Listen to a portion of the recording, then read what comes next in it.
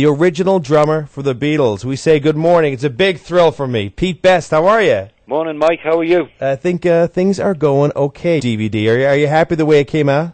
I am, yeah. The feedback we're getting from that. The DVD gives you 2 hours on the documentary with 6 extras, so it gives it 3 hours, 20 minutes. But the actual feedback that we're getting from both the broadcast mic and the DVD has been absolutely incredible. Yeah, there's a lot of stuff on this DVD, and it's a fascinating story, and one that some people don't really know about, but if you're a Beatles fan, you're certainly well aware of it. I mean, the Beatles pretty much started in the basement of your house, correct? That's right, yeah.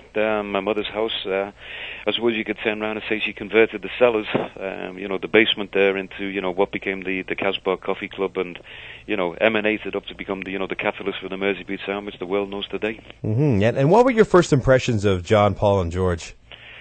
I liked them as people, but when I actually saw them playing with Ken Brown, when they opened the club, 28th of August 1959, going back a long time, no drummer, but I watched, and the rapport that they had with the audience, the charisma, the banter that they had, and the type of material, and the fact that each individual member, the contribution that they made, the difference in the voice, Paul's vocal range, John was a little bit more, nitty-gritty, into the Chuck Berrys.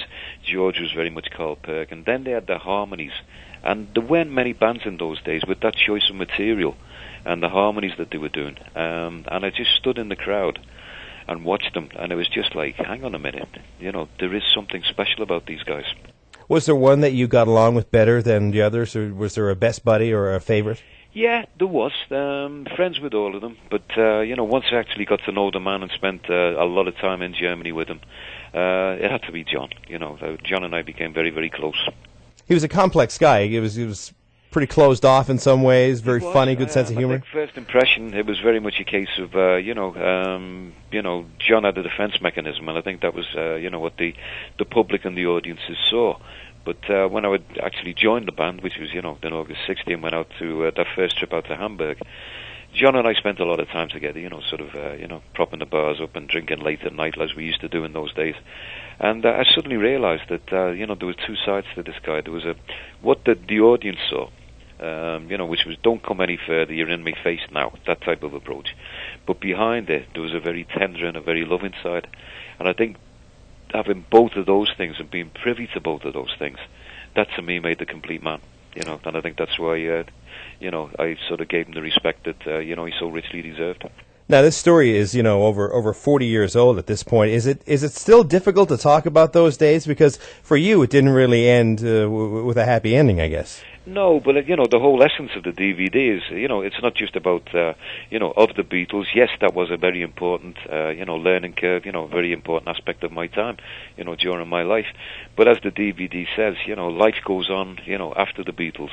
And it shows the struggles that I, had to endure and overcome, to live my own life. And, if you try hard enough and you put, things behind you and, work towards different priorities, you will win through, and, achieve, some success in your life, which you're quite proud of.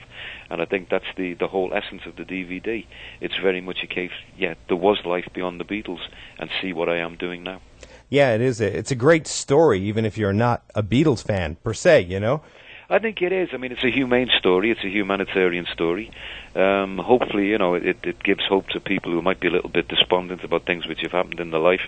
And it's very much a case of, the message is, hang on a minute, don't pack your bags and run away, stand up and face it and, pitch in there, give it as, best shot as you can. Somewhere along the line, things are going to move for you. Part of the Beatles lore, of course, the legendary shows in Hamburg. They say that's where the Beatles really became the Beatles. What was an average Beatles show like back then? Powerhouse, to be quite honest. I mean, regardless of the fact that we were playing, 6-7 hours a night, 6-7 nights a week, when we actually, when the audience was in, when it was a full house, and we cranked it up, we were the best rock and roll band that there was.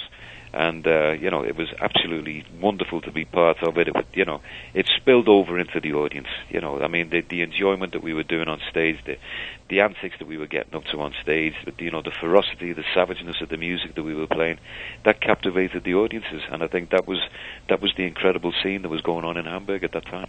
How were you told that you were out of the Beatles? Very simply, Mike, we'd played the Cavern the night before, and Brian came up to me and turned around and said, "Pete, I'd like to see you in the office in the morning." And I thought no more about it, because prior to, I suppose you could turn around and say, Brian becoming the official manager, I'd handle the business side of things, in as much as finding work for the band and setting prices and, travel arrangements and all the other bits and pieces that were going on in those days. And thought no more about it. Rolled into the office about 10:30, cock a hoop, and when I actually got into the office, I found that Brian was not his normal cool, calm self. Very agitated, very flustered. And he turned around and said, "Pete," he said, "I really don't know how to turn around and tell you this,